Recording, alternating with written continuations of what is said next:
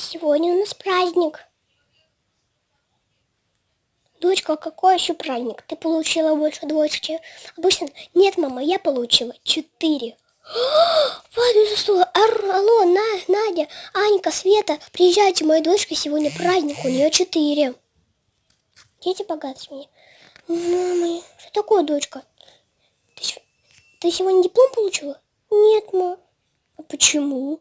Так, дай дневник проверю. Двойка? Ах ты!